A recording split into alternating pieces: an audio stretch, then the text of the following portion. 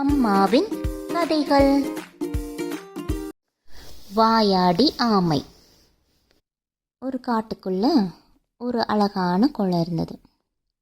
அந்த குளத்தில் 2 அழகான அன்னப்பறவையும் ஒரு ஆமையும் வசிச்சுட்டு வந்தது.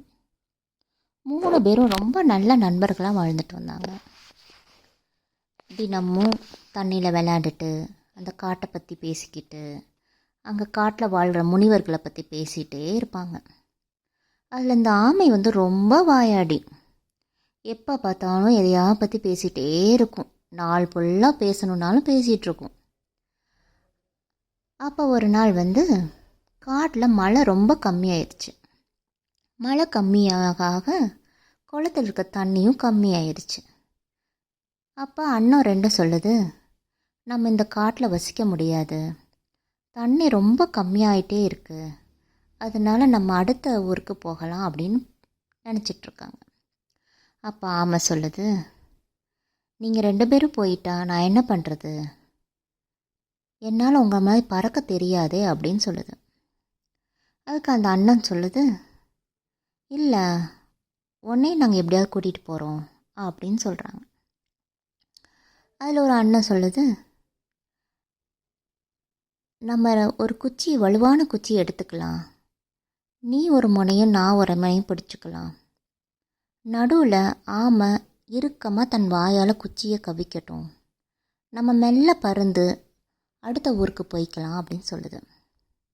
அப்போ இன்னொரு அண்ணன் சொல்லுது, ஆமை நீ ரொம்ப வாய் பேசுகிற, கொஞ்ச நேரம் நீ பறக்கிற வரைக்கும் வாயே நீ திறக்கக்கூடாது, இந்த கண்டிஷனுக்கு நீ ரெடியா அப்படின்னு கேட்குது.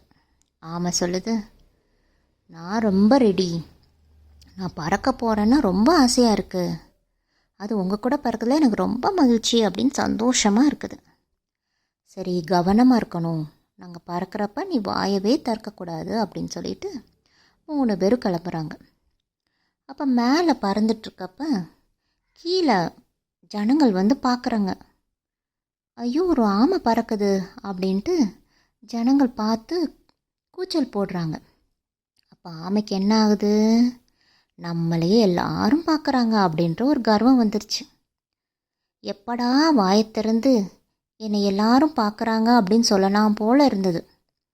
அதையும் அடக்க முடியாமல் வாயை திறந்து நான் பறக்கிறத பார்க்குறாங்கன்னு சொல்லி முடிக்கிறதுக்குள்ளே ஆமை கீழே விழுந்துருச்சு.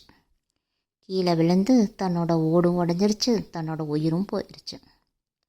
இதுலேருந்து என்ன தெரியுது, நம்ம பேசுகிற இடத்துல பேசணும், எங்கே நம்ம அமைதியாக இருக்கணுமோ, எங்கே வாயை மூடிட்டுருக்கணுமோ அந்த இடத்துல கண்டிப்பாக நம்ம அமைதியாக தான் இருக்கணும். எல்லா இடத்துலையும் பேசிகிட்டே இருக்கிறது நம்மளுக்கு பலன் தராது. அதுதான் இந்த ஸ்டோரியோட முடிவு.